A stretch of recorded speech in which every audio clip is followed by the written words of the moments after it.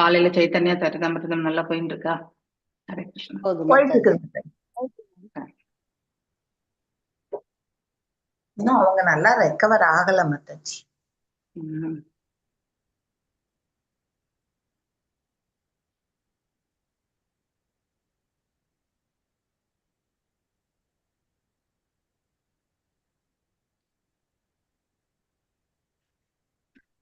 பண்ண முடியாது, மனுஷனுக்கு தான் வரும் எல்லாமே இல்லையா? ஆமா மாதாஜி.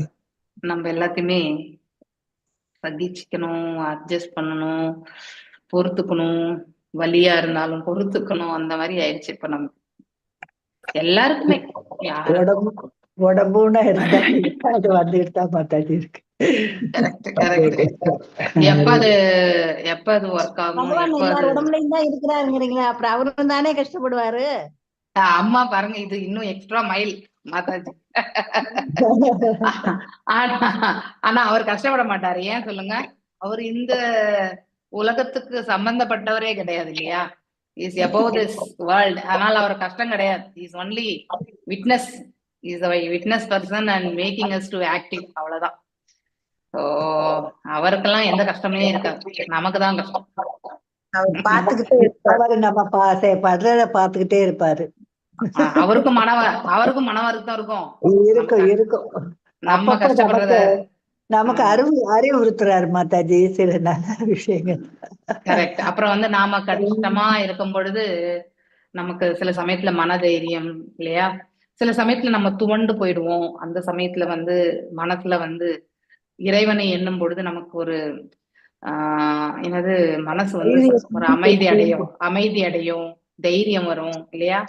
சோ வேற யாராலுமே அந்த அந்த இது உணர்வுகள் பாத்தீங்கன்னாக்கா நம்ம உள்ளுக்குள்ளேயே நம்ம இறைவனை மனசுல நேசிக்கும் பொழுது ஆட்டோமேட்டிக்லி அந்த உணர்வுகள் எல்லாமே வரும். இதெல்லாம் நம்ம கடினமான சூழ்நிலை பாஸ் பண்ணும் பொழுதுதான் நம்ம ரொம்ப ஆழமான அந்த உணர்வுகள் ஏற்படும். நார்மலா சிம்பிளா இருக்கிறதுக்கெல்லாம் நம்ம கூட பெருசா எடுத்துக்க மாட்டோம் இல்லையா? ஓம் நமோ பகவதே வாசுதேவாய, ஓம் நமோ பகவதே வாசுதேவாய, ஓம் நமோ பகவதே வாசுதேவாய. நாராயணம் நமஸ்கிருத்யம் நரம் சைவ நரோத்தமம் தேவீம் சரஸ்வதிம் வியாசம் ததோ ஜயம் உதீரயேத். நஷ்டப்ராயேஷு அபத்ரேஷு நித்யம் பாகவத சேவையாம் பகவத்ய உத்தம ஸ்லோகே பக்திர் பவதி நைஸ்திகி.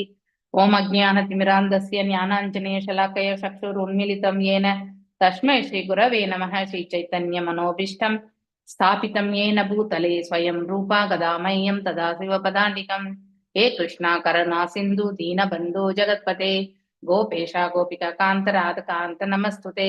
तप्त काञ्चन गौरांगी राधे वृन्दावनेश्वरी ऋषभानुसुते देवी प्रणमामि हरिप्रिये.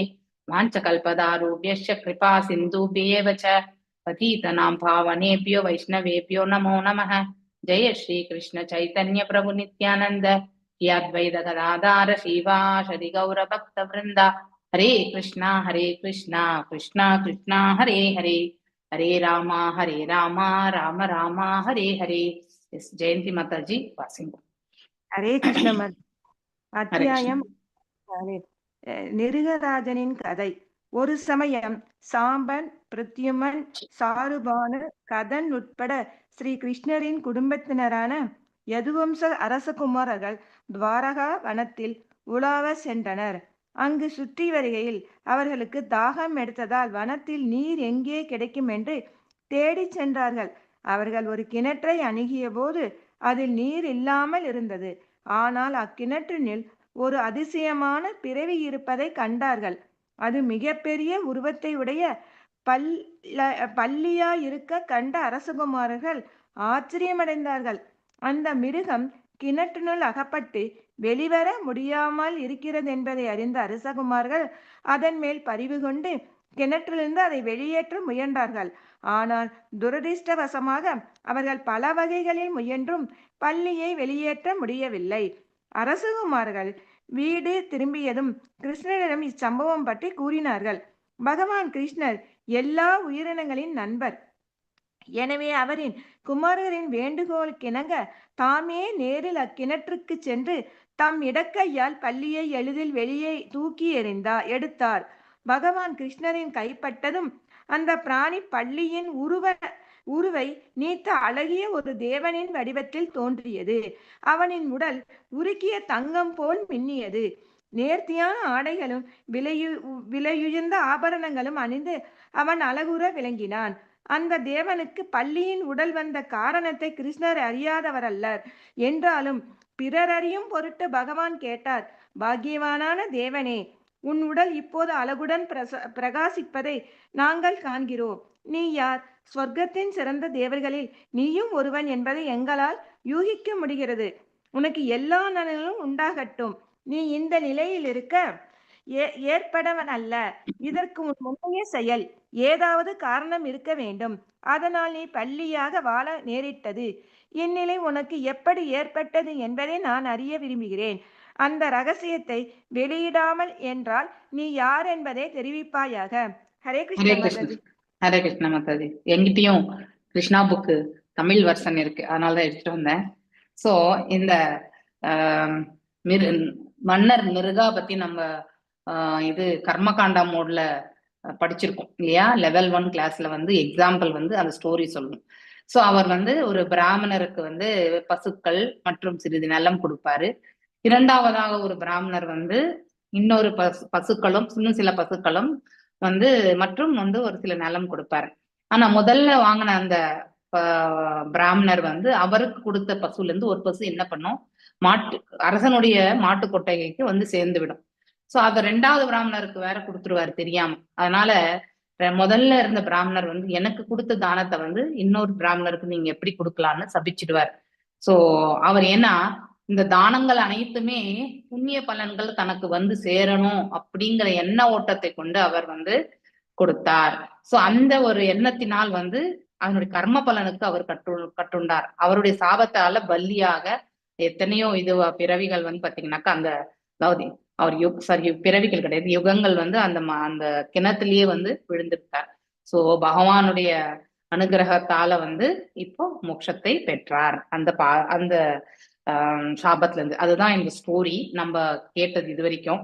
இப்ப இதுல எவ்வளவு டீட்டெயிலாம் எப்படி சொல்றாங்க அப்படிங்கறத வந்து பார்க்கலாம். நானா படிக்கல, நீங்க படிச்சிருப்பீங்க. ஓகே. ஒரு சமயம் சோ அப்ப அதாவது சாம்பன், பிரத்யும்னன், சாருபானு, கதன் உட்பட கிருஷ்ணரின் குடும்பத்தார் வந்து யதுவம்ச அரசகுமாரர்கள் வந்து துவாரகையில இருக்கக்கூடிய வனத்துல வந்து உலாவ சென்றார்கள். அங்கிருந்த அந்த வனத்துல வந்து பூங்கா வனத்துல வந்து ஒரு கிணறு இருக்கு. ஓகே. அந்த கிணத்துல பாத்தீங்கன்னா கிணற்றை அணிக போது அதுல நீர் எதுவும் கிடையாது. ஆனா அவங்களுக்கு ஒரு அதிசயமாக ஒரு பல்லியை வந்து பார்க்க முடிஞ்சது. ரொம்ப பெரிய சைஸ் பல்லி. அது கீழே அதாவது உள்ள விழுந்து வெளியில வர முடியாம தத்தளிச்சுட்டு இருந்தது. சோ அதை கண்டு அந்த பல்லிக்கு வந்து இவங்க வந்து உதவி செய்யணும் அப்படின்னு சொல்லிட்டு நினைச்சாங்க. ஆனா அவங்களால முடியல. சோ சரின்ட்டு கிருஷ்ணரிடம் வந்து இந்த சம்பவத்தை வந்து சொல்றாங்க. வீட்டு திரும்பிய பிறகு கிருஷ்ணர் வந்து எல்லா உயிர்களுக்குமே நண்பர் இல்லையா? அவர் தான் பரமாத்மாச்சே.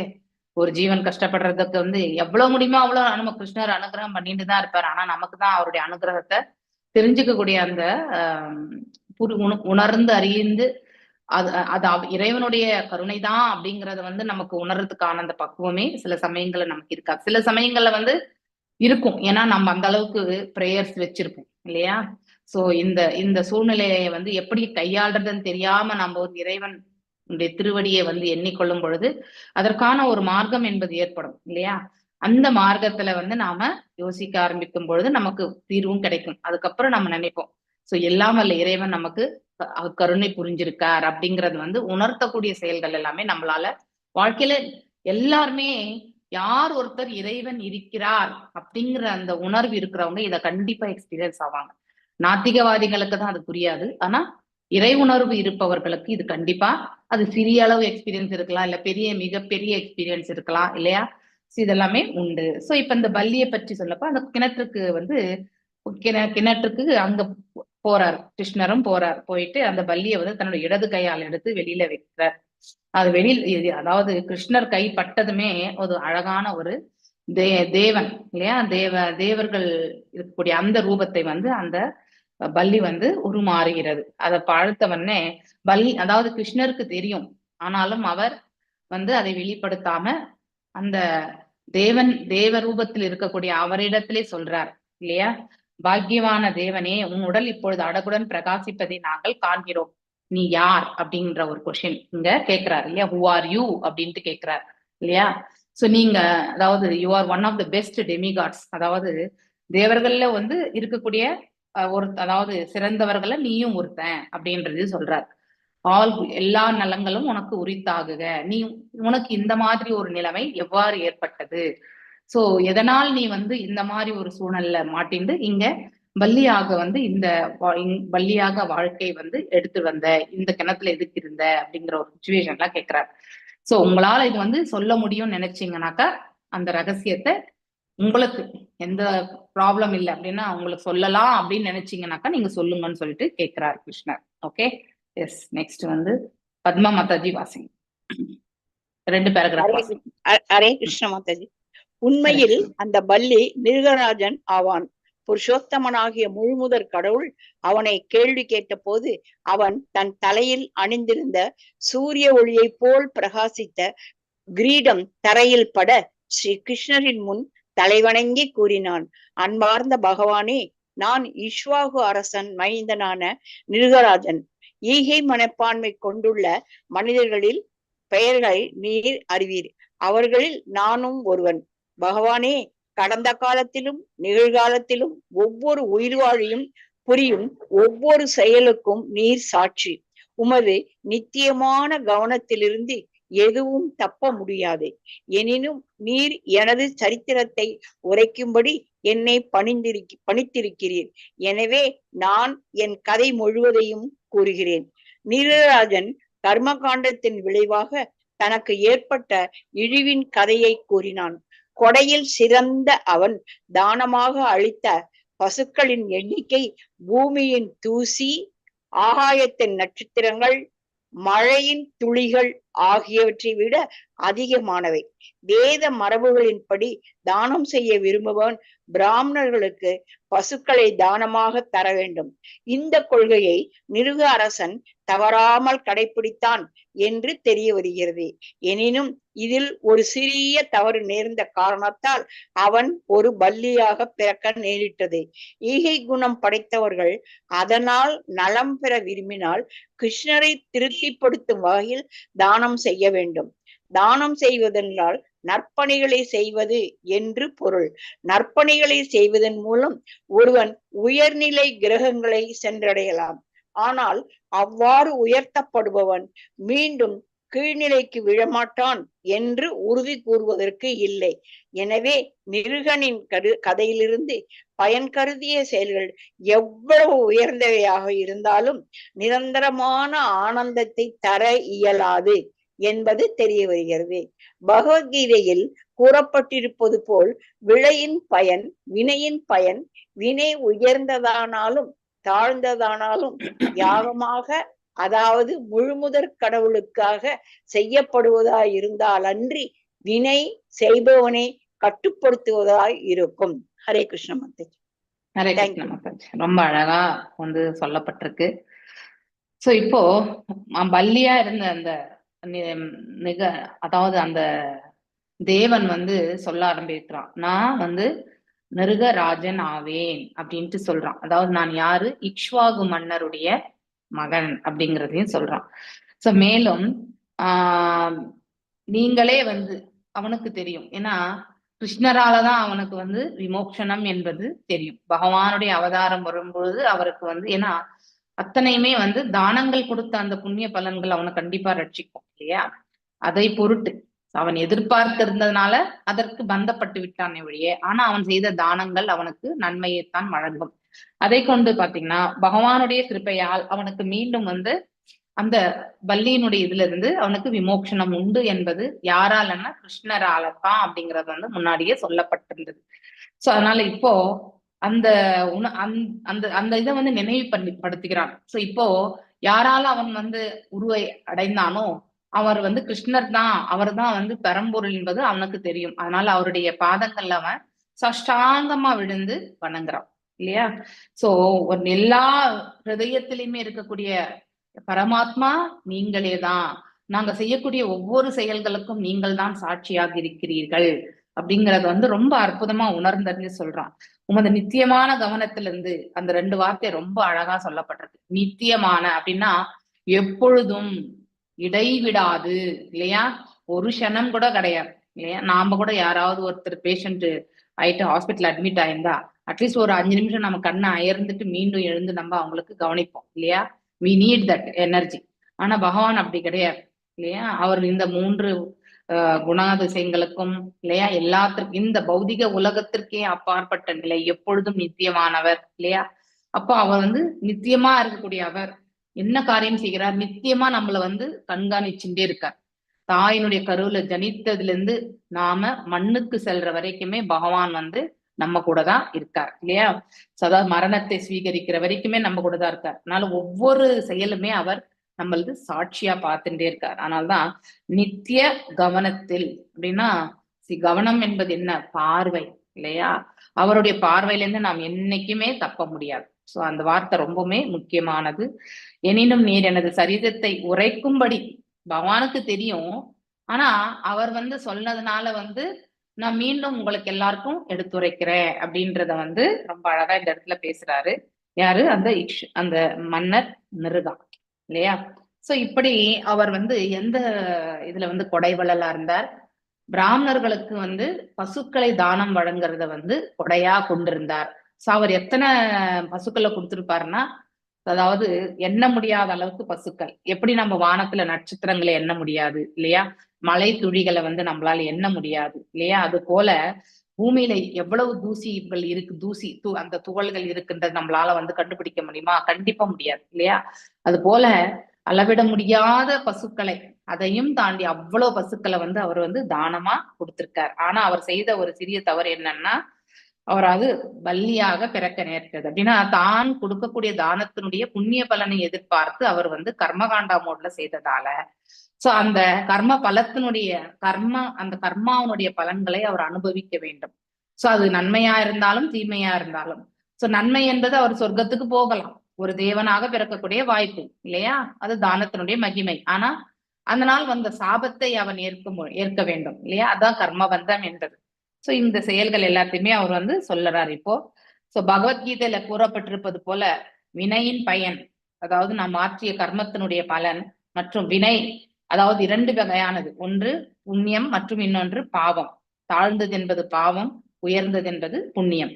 அதாவது முழுமுதற் கடவுளுக்காக செய்யப்படுவதா இருந்தால் அன்றி, இல்லையா, நாம் ஆற்றக்கூடிய ஒவ்வொரு கடமையுமே இது இறைவனுக்காக ஆற்றுகின்றோம் அப்படின்னு எண்ணிக்கொண்டு நாம செயலாற்றினால் அது நமக்கு கர்ம பந்தனம் ஏற்படுத்தாது. அவ்வாறு இல்லாம நாம வந்து நம்முடைய சுய லாபத்திற்காக, புண்ணியத்திற்காக நாம செய்தோம் என்றால் நாம கர்ம பந்தனத்துக்கு ஆட்கொள்ளப்படுவோம். எஸ் பிரேமா மாதாஜி வாசிங். ஹரே கிருஷ்ணா. ஹரே கிருஷ்ணா மாதாஜி. நிருகராஜன் ஹரே கிருஷ்ணா மாதாஜி. நிருகராஜன் மேலும் கூறினான், தானமாக கொடுக்கப்பட்ட பசுக்கள் சாதாரணமானவை அல்ல. ஒவ்வொன்றும் வயதில் குறைந்ததாகவும் இருந்தது. அவை பால் நிறைந்தவையாகவும் ஒரு கன்றை மட்டும் ஈன்றதாகவும் அமைதியான குணம் படைத்தவையாகவும் ஆரோக்கியமானவையாகவும் இருந்தன. முறையாக சம்பாதித்த செல்வத்தை கொண்டு அவை வாங்கப்பட்டிருந்தன. மேலும் அவற்றின் கொம்புகள் தங்கத் தகடுகளால் மூடப்பட்டு குளம்புகளில் வெள்ளி தகடுகள் பதிக்கப்பட்டிருந்தன. அவற்றில் உடல்களில் மேல் முத்துக்களால் அலங்கரிக்கப்பட்ட பட்டு துணிகள் போர்த்தப்பட்டிருந்தன. இந்த விலையுயர்ந்த பசுக்கள் தகுதியற்றவர்களுக்கு தானமாக வழங்கப்படவில்லை. அவை முதல் தர பிராமணர்களுக்கு தரப்பட்டன. அவர்களுக்கு சிறந்த ஆடைகளும் தங்க ஆபரணங்களும் சன்மானமாய் அளிக்கப்பட்டன. அவர்களின் குடும்பத்தினர் எப்போதும் வாழ்க்கை வசதி இல்லாமல் கஷ்டத்தில் வாழ்ந்தனர். உண்மையான பிராமணன் சத்திரியர்களையும் வைசியர்களையும் போல் ஆடம்பரமாக வாழ்வதற்காக பணம் சேர்ப்பதில்லை. பணம் பௌதீக வாழ்வில் மனத்தை திருப்பும் என்பதால் அவன் எளிய வாழ்க்கையை நாடுகிறான். இவ்வாறு வாழ்வதென ஒவ்வொரு உண்மையான பிராமணனும் விரதம் எடுத்துக்கொண்டு அதில் உறுதியாய் நிற்கிறான். அவர்கள் வேத ஞானத்தில் சிறந்து விளங்கினார்கள். நியமங்களையும் விரதங்களையும் வேத விதிகளின்படி தவறாமல் கடைபிடித்து முக்தி பெற்றவர்களாய் பிராமணர்களுக்கான முழு தகுதிகளையும் பெற்றிருந்தார்கள். எல்லோருடனும் சமமான நட்புடன் பழகினார்கள். பசுக்களை தவிர அவர்களுக்கு நிலம், பொன், மனைகள், குதிரைகள், யானைகள் ஆகியவையும் வழங்கப்பட்டன. மணமாகாதவர்களுக்கு மனம் செய்விக்கப்பட்டு தானியம், வெள்ளி பாத்திரங்கள், ஆடைகள், ஆபரணங்கள், வீட்டு சாமான்கள், வண்டிகள் ஆகியவையும் தரப்பட்டன. இந்த தானங்கள் வேத முறைப்படியான யாகங்களில் வழங்கப்பட்டன. பிராமணர்களுக்கு தானங்கள் வழங்கியது மட்டுமின்றி கிணறு வெட்டுதல், மரம் நடுதல், குளம் வெட்டுதல் போன்ற நற்பணிகளையும் செய்தேன். இது அவர் சொல்றார், நிர்கா சொல்றார். சொல்லுங்க, நெக்ஸ்ட் படிங்க. அரசன் மேலும் கூறினான், நான் இவ்வாறெல்லாம் தான தர்மங்கள் புரிந்தும் துரதிர்ஷ்டவசமாக ஒரு சமயம் ஒரு பிராமணருக்கு நான் தானமாக கொடுத்த ஒரு பசு மற்ற பசுக்களின் கூட்டத்துடன் கலந்து விட்டது. இதை அறியாமல் நான் அதை மற்றொரு அந்தணருக்கு தானமாக கொடுத்து விட்டேன். அவர் அந்த பசுவை அழைத்து சென்ற போது முன்பு அதை பெற்றவர் அது தனக்கு சொந்தமானதென்று அவரிடம் சுட்டிக்காட்டினார். இவ்வாறு 2 பிராமணர்களுக்கிடையே வாக்குவாதம் உண்டு. அவர்கள் என்னிடம் வந்து நான் தானமாக கொடுத்த ஒரு பசுவை திரும்ப எடுத்துக்கொண்டதாக குற்றம் சாட்டினார்கள். ஒருவருக்கு கொடுத்த பொருளை, அதுவும் ஒரு பிராமணருக்கு கொடுத்ததை திரும்ப எடுத்துக் கொள்வது பெரும் பாவமாக கருதப்படுகிறது. 2 பிராமணர்களும் அரசனின் மீது இக்குற்றத்தை சாட்டிய போது அவன் அது எவ்வாறு நேர்ந்ததென்று புரியாமல் மிகுந்த பணிவுடன் அந்த இருவருக்கும் ஒரு பசுவுக்கு பதிலாக 100,000 பசுக்கள் தருவதாக கூறினான். ஏதோ தவறு நடந்து விட்டது என்றும் அவர்களின் சேவகனான தன்னை அவர்கள் மன்னிக்க வேண்டுமென்றும் அரசன் வேண்டிக் கொண்டான். இந்த தவறுக்காக தான் நரகம் செல்வதை தடுக்க வேண்டுமென்றும் அவர்களிடம் பிரார்த்தித்தான். பிராமணர்களின் சொத்து பிராமணஸ்வம் எனப்படும். அதை அரசாங்கம் கூட எடுத்துக்கொள்ள கூடாது என்பது மனு நீதி. 2 பிராமணர்களும் பசு தனது என்றும் அதை எக்காரணத்திற்காகவும் திரும்பி தர முடியாதென்றும் பிடிவாதமாக கூறினார்கள். அதற்கு பதில் 1000 பசுக்களை பெறுவதற்கு அவர்கள் இருவரும் சம்மதிக்கவில்லை. அரசனின் பிரேரணையை அவர்கள் நிராகரித்து மிகுந்த கோபத்துடன் அங்கிருந்து அகன்றார்கள். ஹரே கிருஷ்ண மாதாஜி. ஹரே கிருஷ்ணா. சோ இந்த ஸ்டோரி நமக்கு நல்லாவே தெரியும் இல்லையா?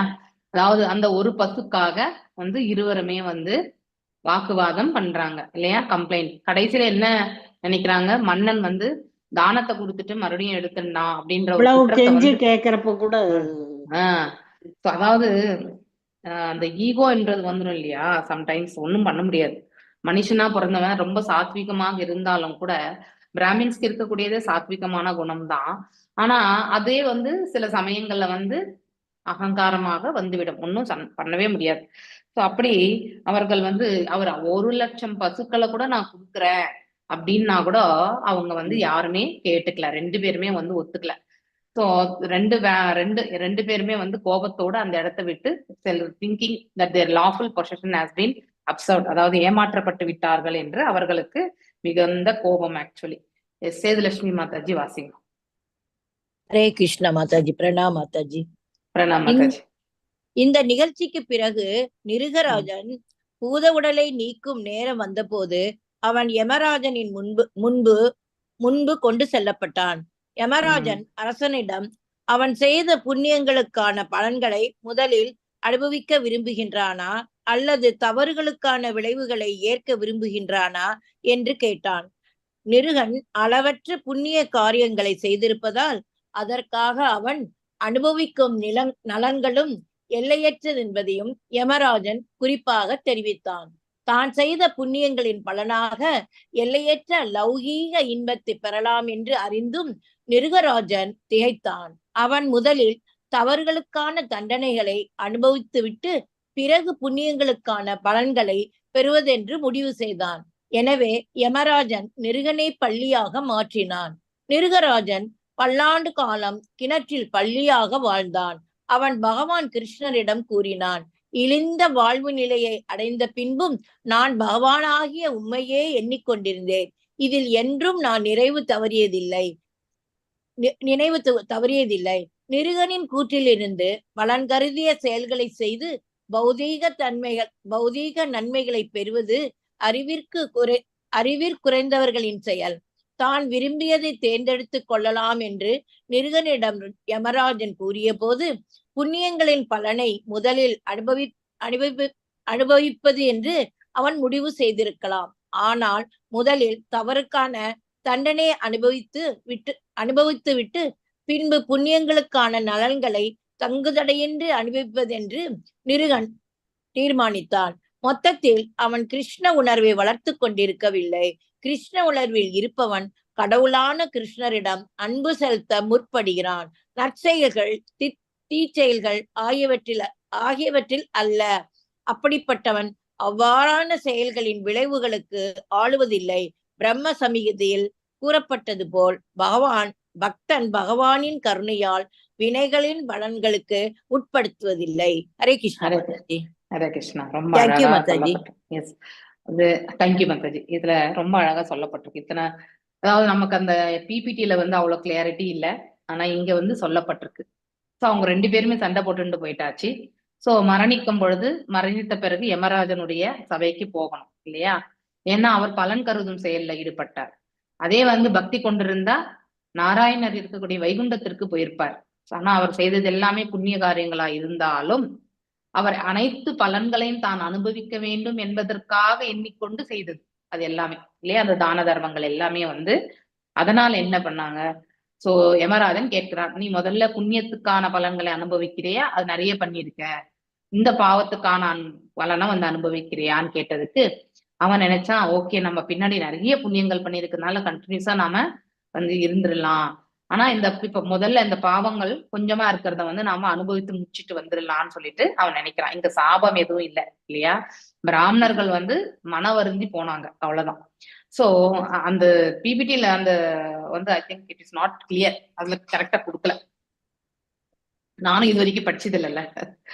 சோ இந்த பௌதீக நன்மைகளை பலன்கள் 100,000 பசுக்களை கூட வேண்டான்னு அந்த ஒரு பஸ்ஸோட போயிட்டாங்க போல இருக்கும் அது. ஆமா ஆமா. சோ அவங்க பெறுவதற்கு விருப்பம் கொள்ளவே இல்லை. அதுக்கப்புறம் முதல்ல வந்து சரி நீ பாவத்துக்கு நீ வந்து அந்த கிணற்றுல விழுந்துரு, சோ அப்ப வந்து நீ வந்து அந்த பல்லியாக இரு அப்படின்னு சொல்லிட்டு சொல்ல. ஆனா அந்த பல்லியான பிறகுதான் அவர் வந்து பகவானே, எப்பவுமே துன்பம் வரும்போது அதிகமா நம்ம பகவானை நினைப்போம். இது உண்டா இல்லையா?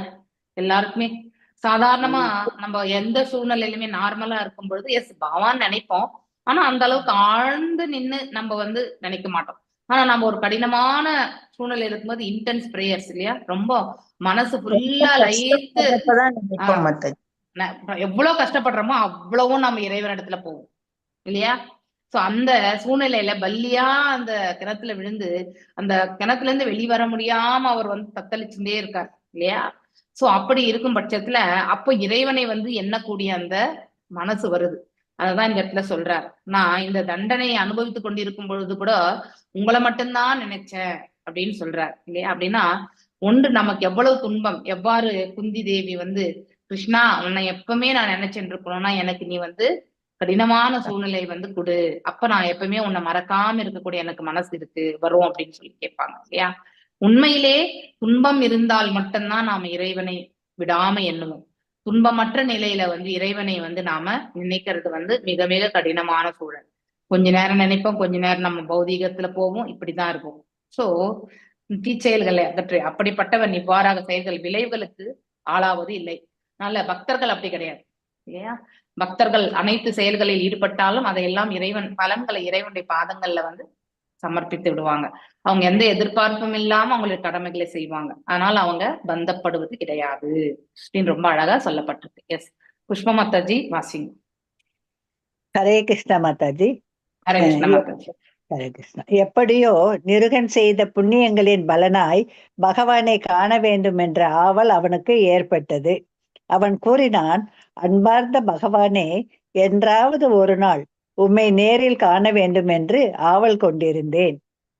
தான தர்ம காரியங்களில் நான் ஈடுபட்டிருந்தாலும் உம்மை நேரில் காண வேண்டும் என்று பேராவல் கொண்டிருந்ததாலும் நான் பல்லியாக மாறினாலும் முன்பிறவியில் நான் யாராக இருந்தேன் என்ற நினைவு மாறாமல் இருந்தேன். அன்பார்ந்த பகவானே. ஹரே கிருஷ்ண மாதாஜி. ரொம்ப அழகா சொல்லப்பட்டிருக்கு. அப்படின்னா இறைவனை எப்பவுமே நம்ம நினைச்சுட்டே இருந்து, இல்லை எப்பயாவது நம்ம இறைவனை பார்க்கணும் அப்படிங்கிற அந்த ஆவலை நம்ம வளர்த்து கொள்ளும் பொழுது இல்லையா? சோ அப்போ நமக்கு அடுத்த பிறவியில நாம பகவானை நாம பார்க்கிறோமோ இல்லையோ தெரியாது இல்லையா? இந்த பிறவிலையும் தெரியாது, அடுத்த பிறவிலையும் தெரியாது. ஆனா அந்த உணர்வை நாம அதிகமா வளர்த்து கொள்ளும் பொழுது போன ஜென்மத்துல தான் செய்தது எல்லாமே அவருக்கு ஓரளவுக்கு ஞாபகம் இருக்கு. அதாவது இவரை பார்த்தே ஆகணும், பகவான தரிசனம் பெற்றே ஆகணும் அப்படிங்கிற அந்த உணர்வு அவருக்கு மேலோங்கி இருந்ததாலதான் வள்ளியான பிறகு கூட இறைவனை காண வேண்டும் என்ற அந்த ஆவல் அவருக்கு நிலை பெற்றிருந்தது என்று சொல்லப்பட்டது. இது ஒண்ணுதான் நம்மளால நிலை. ஜடபரதர் கூட மானா போன உடனே தான் முந்தி எப்படி இருந்தோம் இப்ப எப்படி மானா வந்தோம்னு கரெக்ட். S S S. ஏன்னா அவ்வளவு ஆஸ்டரிட்டிஸ் பண்ணியிருந்தார் இறைவனை எண்ணிக்கொண்டு. எந்த ஒரு செயலுமே இறைவனை எண்ணிக்கொண்டு நாம் மாற்றும் பொழுது அது ஆட்டோமேட்டிக்கலி நித்தியமான ஒரு சேவையாக மாறிவிடும். இறைவனற்ற நிலையிலிருந்து நம்ம பலனுக்காக நம்ம ஒரு திருத்தொண்டு பண்ணோம்னா அது நமக்காக செய்யப்பட்டது தற்காலிகம் மட்டும்தான் நம்மளால நினைவில் கொள்ள முடியும் இல்லையா? நித்தியமா நினைவு கொள்ளணும்னா நாம் ஆற்றக்கூடிய ஒவ்வொரு சேவையுமே இறைவனுக்கானது என்று எண்ணிக்கொண்டு நாம் ஆற்ற வேண்டும். எஸ் வாசிங்க மாதாஜி. சாரி உங்களை இன்டரப்ட் பண்ணிட்டேன் நான். இல்ல ஹரே கிருஷ்ண மாதாஜி.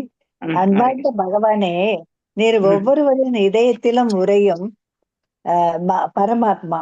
வேதங்கள் மற்றும் உபனிஷத்துக்களின் மூலமாக உமை காணும் கண்களை பல மகா யோகிகள் பெற்றிருக்கிறார்கள். தன்மையில் உமக்கு சமமாக ஆகும் உயர்ந்த நிலையை பெற அவர்கள் உம்மை தம் உள்ளங்களில் தியானித்து இருக்கிறார்கள். இந்த உயர்ந்த யோகிகள் உம்மை தம் உள்ளங்களில் எப்போதும் பார்த்திருந்தாலும் உம்மை நேருக்கு நேர் காண அவர்களால் இயலாது. எனவே உம்மை நான் நேரில் காண முடிவது எனக்கு ஆச்சரியத்தை அளிக்கிறது. நான் பல செயல்களில், குறிப்பாக அரசன் என்ற முறையில் ஈடுபட்டிருந்தேன்.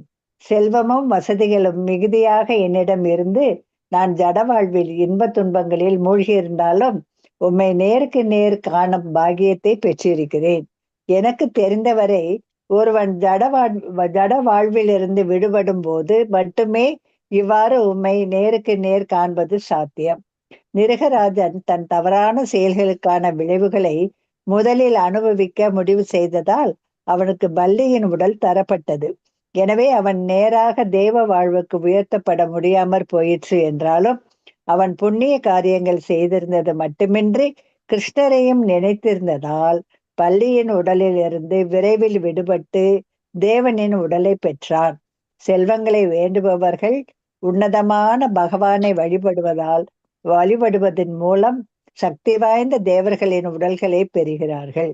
சில வேளைகளில் இத்தேவர்கள் முழுமுதற் கடவுளை நேருக்கு நேர் காணும் வாய்ப்பை பெறுகிறார்கள். எனினும் அவர்கள் ஆன்மீக ராஜ்யமான வைகுண்ட கிரகங்களை அடையும் வாய்ப்பை பெறுவது இல்லை. ஆனால் அந்த தேவர்கள் பகவானின் பக்தர்களாகவிருந்தால் வைகுண்டம் செல்வதற்கான அடுத்த வாய்ப்பை பெறுகிறார்கள். ஹரே கிருஷ்ண மாதாஜி.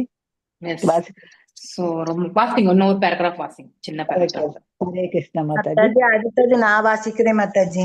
ஓகே, அடுத்தது நீங்க இருக்கிறது நீங்க மொத்தம் என்ன ஒரு மூணு பேராகிராஃப் இருக்கு, முடிச்சிருங்க. ஹரே கிருஷ்ண மாதாஜி. நீங்க எது வரைக்கும் படிங்க, என்ன ஏற்றுக்கொள்வீராக அது வரைக்கும் பண்ணீங்க. அப்புறம் மிச்சம் இருக்கிறதெல்லாம் கலாவதி மாதாஜி வாசி. ஹரே கிருஷ்ணா மாதாஜி. தேவனின் உடலை பெற்ற நிருகராஜன் எல்லா நினைவுகளையும் பெற்றிருந்ததால் இவ்வாறு கூறினான். அன்பார்ந்த பகவானே, நீர் உன்னதமான பகவான். தேவர்கள் எல்லோரும் உம்மை வழிபடுகிறார்கள். நீர் உயிர்வாளிகளில் ஒருவர் அல்ல என்றாலும் புருஷோத்தமனாக விளங்குகிறீர்.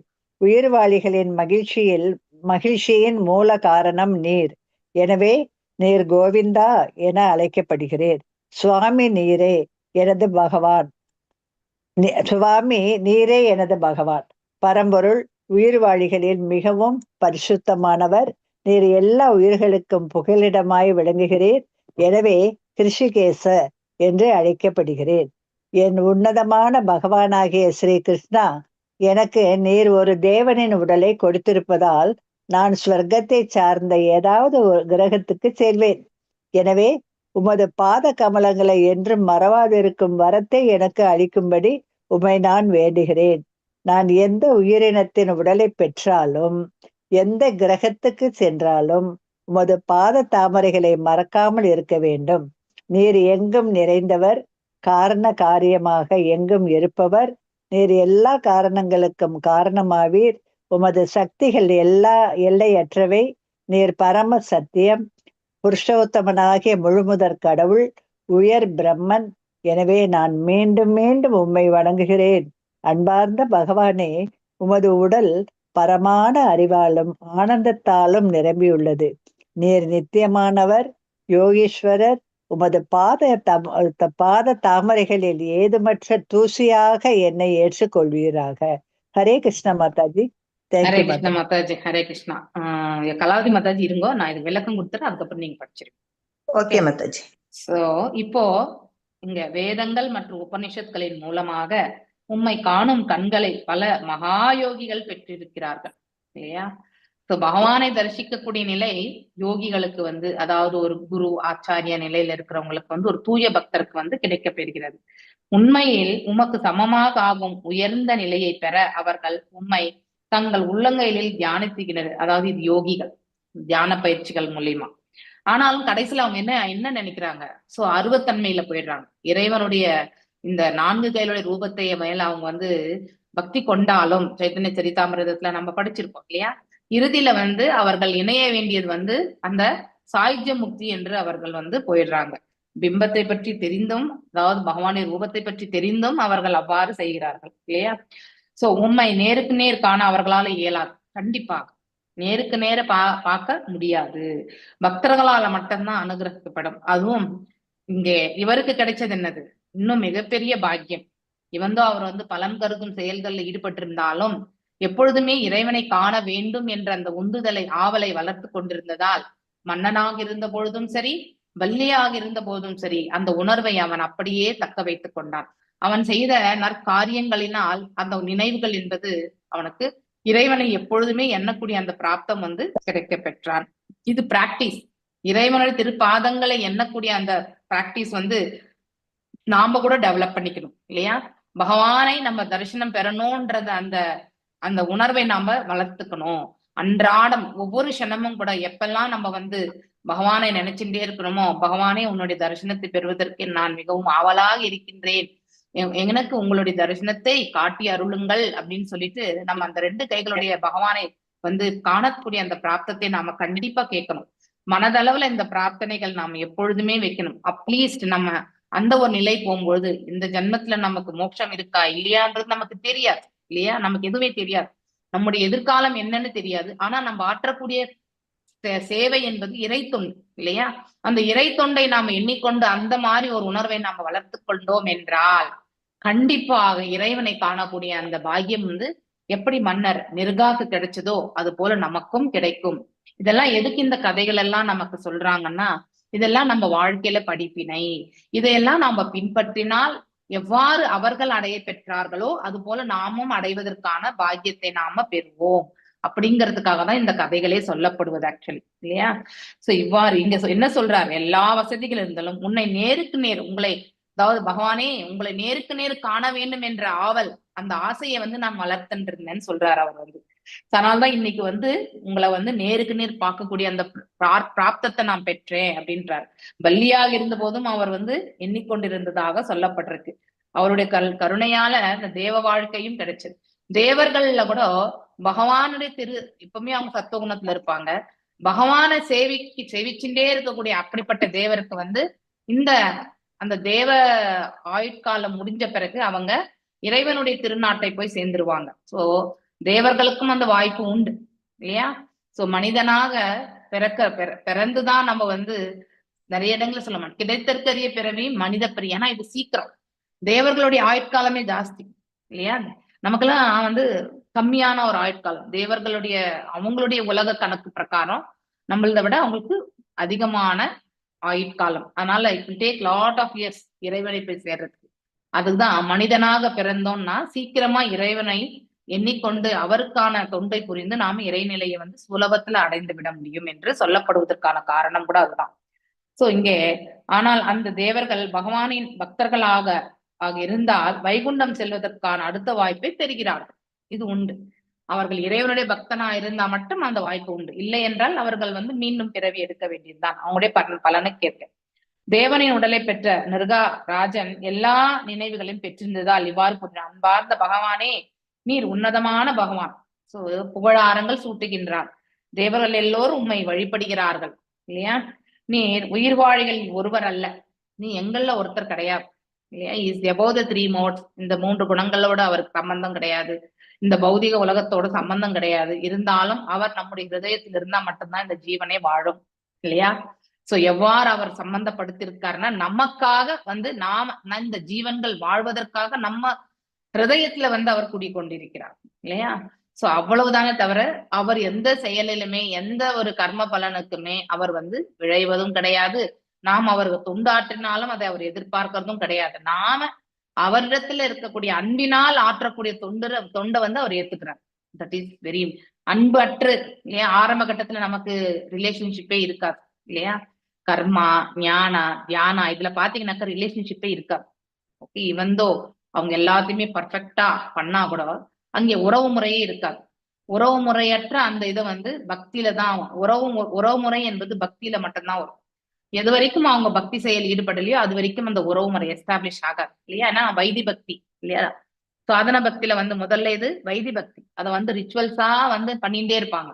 ஆனா ஒரு காலகட்டம் வரும்போது அந்த ஈடுபாடு வரும் இல்லையா. அந்த ஈடுபாடு வரும் பொழுது அப்ப ராகனுக பக்தி வரும். சடன் ஸ்பான்டேனியஸா வந்து நமக்கு வந்து இறைவன் மீது பற்றுதல் இல்லையா, அன்பு அதெல்லாமே வரும். அது அப்படியே நம்ம உறுதி கொள்ளும் பொழுது பாவ பிரேமைக்கு போகும் இல்லையா. இந்த இதுல இருந்தா மட்டும்தான் பகவான் நம்மள வந்து அதாவது அந்த ரிலேஷன்ஷிப்பை எஸ்டாப்ளிஷ் பண்றாரு.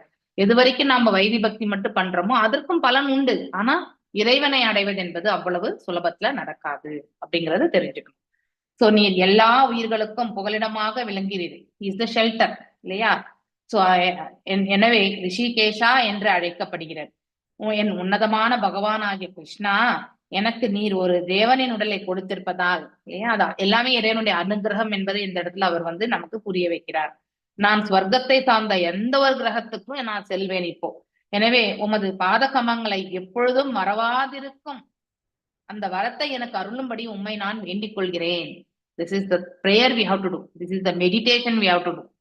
அதாவது மெடிடேஷன் உட்காந்துட்டு நம்ம எதையோ பிரகாசத்தை பாக்குறோம் பாருங்க, அந்த மெடிடேஷனை விட எப்பொழுதுமே இறைவனை எண்ணக்கூடிய மனசை, இறைவா நீ வழங்குவாய், உனது திருப்பாத கமலங்களை வந்து தொழுவதற்கான அந்த பிராப்தத்தை எனக்கு கொடுப்பாய், உன்னுடைய அதாவது திருமுகத்தை இல்லையா, திரு ரூபத்தை, அவர் ஃபுல் தரிசனத்தை, அந்த அர்ச்ச விக்கிரகத்துலதான் நம்ம அவரை பாக்குறோம் இல்லையா, அவரை ஃபுல்லா அவருடைய ரூபத்தை காண்பதற்கான வாய்ப்பை நீ எங்களுக்கு கொடுக்கணும், அந்த தரிசனத்தை எங்களுக்கு கொடுக்கணும் அப்படின்ற பிரார்த்தனைகள் தான் நம்ம தியானத்துல வந்து எடுத்துட்டு போகும் இல்லையா. பக்தி பண்ணும் பொழுது அதுதான் நம்ம மனசுல ஓடணும்.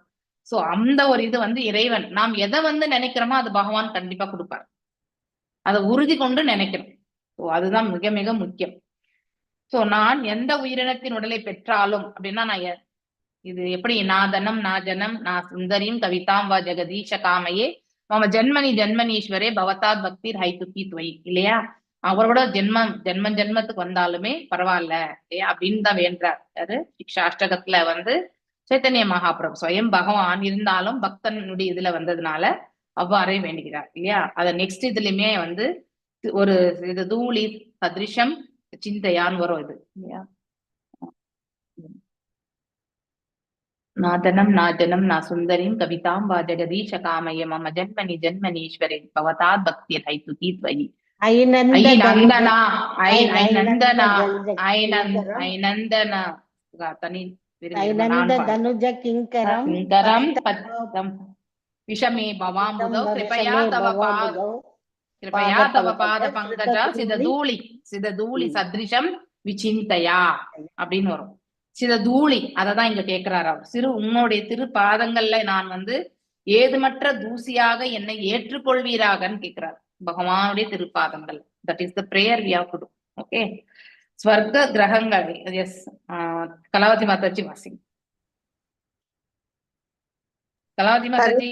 மாதாஜி ஹரே கிருஷ்ணா மாதாஜி. ஸ்வர்க்க கிரகங்களை சென்றடைவதற்கு முன்பு நிருகராஜன் பகவானை வலம் வந்து தன் மணிமுடி தரையில் படும்படியாக தலை வணங்கினான். ஸ்வர்க்கத்திலிருந்து விமானம் வந்திருப்பதை கண்டதும் அதில் ஏறி செல்லும்படி கிருஷ்ணன் நிருகராஜனுக்கு அனுமதி அளித்தார். நிருகன் சென்ற பின் கிருஷ்ணர் அவனின் ஈகை மனப்பான்மையையும் தர்ம செயல்களையும் பிராமணர்களிடம் பாராட்டி பேசினார். எனவே ஒருவன் நேரடியாக பகவானின் பக்தனாக முடியாவிட்டால் வேத முறைப்படியான வாழ்க்கை முறையையாவது கடைபிடிக்க வேண்டும். அவ்வாறு நடப்பவன் ஒரு நாள் நேரடியாக ஆன்மீக உலகிற்கு அல்லது வேறு வழியில் சொர்க்கத்திற்கு உயர்த்தப்பட்டு அங்கிருந்து ஆன்மீக உலகத்திற்கு உயர்த்தப்படும் வாய்ப்பை பெறுவான். இந்நிகழ்ச்சி நடந்த சமயத்தில் பகவான் கிருஷ்ணர் சத்திரிய வம்சத்தை சார்ந்த தம் உறவினர்களிடையே இருந்தார். நிருகனின் சிறந்த உதாரணத்தின் மூலம் அவர்களுக்கு அறிவுரை வழங்குவதற்காக கிருஷ்ணர் கூறினார். ஒரு சத்திரிய அரசன் நெருப்பை போன்று சக்தியை பெற்றிருந்தாலும் ஒரு பிராமணனின் உடைமையை கைப்பற்றும் அதிகாரம் அவனுக்கு கிடையாது. இவ்வாறு இருக்க ஒரு சாதாரண அரசன் தன்னை இவ்வுலகின் மிக சக்தி வாய்ந்த அரசனாக தவறாக கருதி கொண்டு ஒரு பிராமணனின் உடைமையை எவ்வாறு பறிக்க முடியும்? விஷம் அருந்துவது பிராமணனின் உடைமையை அபகரிப்பதை விட அபாயகரமானது அல்ல. ஏனெனில் சாதாரண விஷயத்துக்கு மாற்று மருந்து உண்டு. ஆனால் ஒரு பிராமணனின் உடைமையை பறிப்பதான விஷத்தை ஒருவன் அருந்தினால் அந்த தவறுக்கு பரிகாரம் இல்லை. நிருக அரசன் இதற்கு சிறந்த உதாரணம். அவன் சக்தி வாய்ந்தவன், புண்ணிய காரியங்களை செய்தவன். ஆனால் ஒரு பிராமணனின் பசுவை அறியாமல் எடுத்துக்கொண்ட சிறு தவறுக்காக இழிந்த பள்ளியாக பிறக்க நேரிட்டது. சாதாரண விஷம் அதை அருந்துபவர்களை மட்டும் பாதிக்கும். சாதாரண நெருப்பை அதன் மேல் தண்ணீர் ஊற்றி அணைத்து விடலாம். ஆனால் ஒரு பிராமணனின் ஆன்மீக சக்தியால் ஏற்படும் ஆரணி நெருப்பு அவனுக்கு எதிராக தவறு செய்பவனின் குடும்பம் முழுவதையும் எரித்து சாம்பலாக்க வல்லது. வேத காலத்தில் அந்தணர்கள் வேள்வி தீயை தீக்குச்சி உதவியின்றி மூட்டுவார்கள். ஆரணி கட்டைகளை ஒன்றோடு ஒன்று தேய்க்கையில் பொறி கிளம்பும். இதை தேங்காய் நார் வைத்து பற்ற வைத்து பிறகு நெய் வார்த்து பிரம்மாண்ட தீயறச் செய்வார்கள். ஒருவன் பிராமணனின் உடைமையை தொட்டாலும் கூட அவன் 3 தலைமுறைகளுக்கும் அழிந்து போவான். பிராமணனின் உடைமையை வலுக்கட்டாயமாக பறிப்பவனின் குடும்பம் 10 தலைமுறைகளுக்கு சீர்குலைந்து போகும். ஆனால் ஒருவன் வைஷ்ணவனாக, அதாவது பகவானின் பக்தனாக ஆவானேயானால் அவனது குடும்பம் 10 தலைமுறைகளுக்கு முன்னரும் பின்னரும் முக்தி பெறும். பகவான் கிருஷ்ணன் மேலும் கூறினார், யாராவது ஒரு அரசன் முட்டாள்தனமாக செல்வச் செருக்காலும் ஆணவத்தாலும் ஒரு பிராமணனின் உடைமையை பறிக்க விரும்பினால் அவன் நரகம் செல்லும் வழியை தேடுகிறான் என்று கருத வேண்டும்.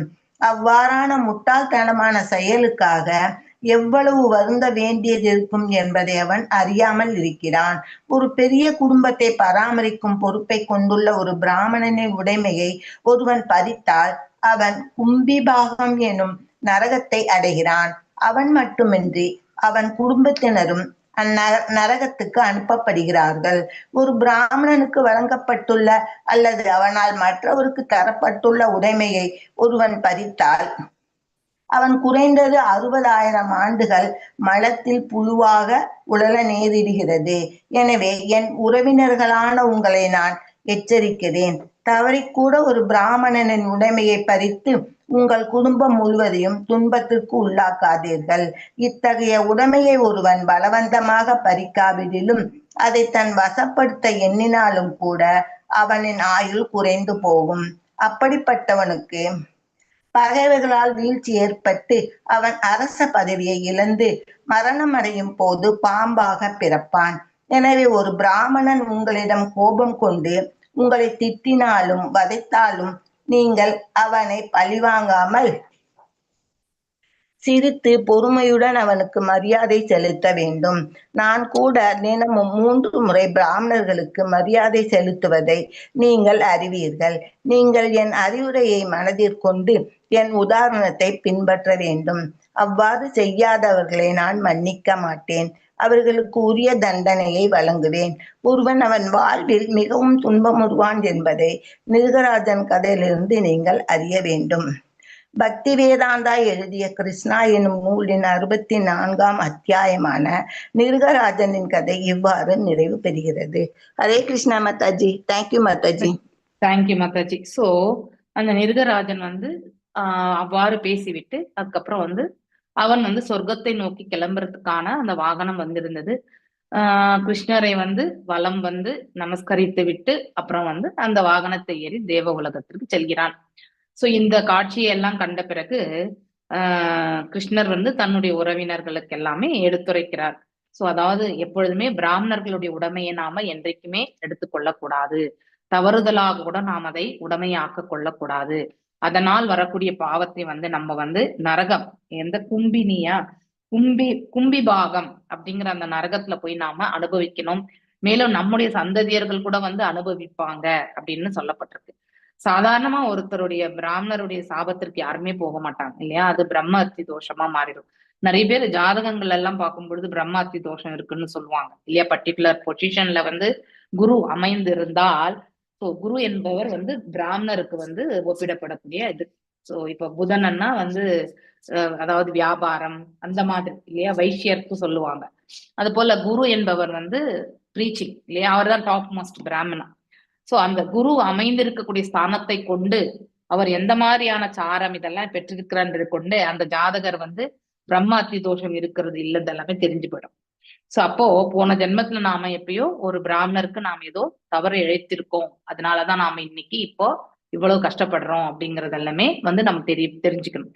அதுக்கான பரிகாரங்கள் கூட வந்து சில ரிச்சுவல்ஸ்ல உண்டு. ஆனா இப்போ நாம அந்த வேத சாஸ்திரங்கள் வந்து அப்பெல்லாம் பவர்ஃபுல்லா சொன்ன மாதிரி நம்மளால இப்ப செய்ய முடியாது. ஆனா நம்மளால எவ்வளவு முடியுமோ அவ்வளவு நம்ம கண்டிப்பா நம்ம அட்லீஸ்ட் இருக்கக்கூடிய அந்த நிலையில நம்ம செய்யணும்ன்ற அந்த மனசை பண்ணணும் இல்லையா? பிரம்மஹத்தி தோஷத்துக்கு வந்து உண்டு, அது பர்டிகுலர் டெம்பிள் கூட போய் போயிட்டு வராங்க. தமிழ்நாட்டுல அந்த டெம்பிள் உண்டு பிரம்மஹத்தி தோஷத்துக்கு. திருப்பட்டூர்னு ஒரு ஊர்ல பிரம்மா கோயில் இருக்கு மாதாஜி. அங்க போய் ஜாதகத்தை அதை வச்சு இது பண்ணுவாங்க. கல்யாணம் எல்லாம் ஆயிலன்னா இந்த ஜாதகத்தை வச்சுட்டு அவரு அந்த தலையெழுத்தையே மாத்தி கொடுப்பாராம் மாதாஜி. திருப்பட்டூர்ல பிரம்மாக்கு அங்கதான் கோவிலே. ஓகே ஓகே, அது டிஃபரெண்ட், அது டிஃபரெண்ட். செய்றாங்க மாதாஜி பிரம்மஹத்தி தோஷம். ஹரே கிருஷ்ணா. ஓகே, குகே சுப்பிரமணியம் அதாவது மேங்களூருக்கு அந்த பக்கத்துல இல்லையா? சோ அந்த மாதிரி குகே சுப்பிரமணியால வந்து அதாவது அங்கதான் கடைசியில முருகன் வந்து அங்க அதாவது சூரசம்ஹாரம் எல்லாம் முடிஞ்ச பிறகு அங்க வந்து அங்க இருக்கக்கூடிய ஒரு குன்று மேல இருந்துதான் அவர் வந்து தேவலோகத்தை நோக்கி சென்றார் அப்படின்னு சொல்லப்படுகிறது சாஸ்திர பிரகாரம். ஸோ அதெல்லாம் வந்து அங்க இருக்கக்கூடிய மக்கள் சொல்றாங்க, ஸோ நமக்கு தெரியாது. ஸோ அந்த மாதிரி நம்ம பிராமணர்களுடைய சாபத்திற்கும் இல்லையா, பிராமணர்களுடைய சாபம் மற்றும் வந்து அவர்களால் கொல்லப்பட்ட நமக்கு வந்து மோட்சம் கூட கிடையாது. ஓகே, கொல்லப்பட்டால் அவங்களால இப்ப எப்படி வேணன் மன்னன் வந்து பிராமணர்களால் தான் கொல்லப்பட்டான், அவனுக்கு மோட்சமே கிடையாது இல்லையா? சோ லைஃப் எல்லாம் வந்து மோட்சமே கிடைக்காது. அதனாலதான் பிராமணர்கள் கிட்ட வந்து நாம எப்பவுமே வி நீட் டு பி அவங்கள ரெஸ்பெக்ட்ஃபுல்லா ட்ரீட் பண்ணணும் இல்லையா? அவங்கள வந்து தவறுதலா வந்து பேசக்கூடாது. இதெல்லாமே வந்து நம்ம புரிஞ்சுட்டு அவங்களுக்கு கொடுக்க வேண்டிய அந்த மரியாதைகளை நாம எப்பொழுதுமே கொடுக்கணும். இங்க கிருஷ்ணரே வந்து அதை வந்து பரிபாலிச்சிருக்கிறதா சொல்றார். நானே ஒரு நாளைக்கு 3 முறை வந்து பிராமணர்களை வந்து வணங்குகின்றேன், ஆனால் நீங்க எல்லாரும் கூட அதையே வந்து பின்பற்றணும் அப்படின்றதையுமே வந்து தானே வந்து அதற்கு ஒரு உதாரணமாக இருந்து செயல்படுகிறார் இல்லையா? இதை நாம கண்டிப்பா தெரிஞ்சுக்கிறோம். சோ அதுக்கப்புறம் அவ்வாறு செய்யாமல் நம்ம வந்து தவறு இழைத்தால் கும்பி பாகம் என்ற அந்த நரகத்தை போயிட்டு அடையணும் அப்படிங்கிறதையுமே சொல்லிடுறார். அதனால நீங்க எல்லாருமே வந்து நம்ம வந்து என்ன பண்ணணும், ஒரு பிராமணருக்கு வழங்கப்பட்டுள்ள அல்லது அவனால் மற்றவருக்கு தரப்பட்டுள்ள உடைமையை ஒருவன் பறித்தல் அவன் குறைந்தது எவ்வளவு 60,000 ஆண்டுகள் மலத்தில் புழுவாக, அதாவது மீண்டும் மீண்டும் பிறவி எடுத்து அது அந்த புழுவுக்கு என்ன ஆயுட்காலமோ அதுவரையில இருந்தோம்னா மீண்டும் மீண்டும் மலத்திலேயே வந்து பிறக்க வேண்டிய ஒரு சுச்சுவேஷனுக்கு நேரிடும். எனவே என் உறவினர்களான உங்களை நான் எச்சரிக்கின்றேன், அதாவது தவறு செய்யக்கூடாது என்பதை வந்து அவர் எச்சரிக்கிறார். இத்தகைய உடைமையை ஒருவன் பலவந்தமாக பறிக்காவிடிலும் அதை தன் வசப்படுத்தி கொள்ள எண்ணினாலும் கூட ப்ளீஸ் பை தாட்ஸ் ஆல்சோ நம்ம எடுத்துட்டு வரக்கூடாதுன்னு சொல்றாங்க. ஸோ அவர்கள் வந்து ஆயுட்காலம் குறைந்து போகும். ஸோ அதற்கான தண்டனை அது. மேலும் வந்து அப்படிப்பட்டவனுக்கு பகைவர்களால் வீழ்ச்சி ஏற்பட்டு அவன் அரச பதவி இழந்து மரணம் அடையும் பொழுது பாம்பாக பிறப்பான். ஒருத்தர் வந்து பாம்பாக பிறக்கக்கூடிய வாய்ப்பு இந்த மாதிரி செயல்கள்ல வருதுன்றது வந்து நம்ம பாக்குறோம்.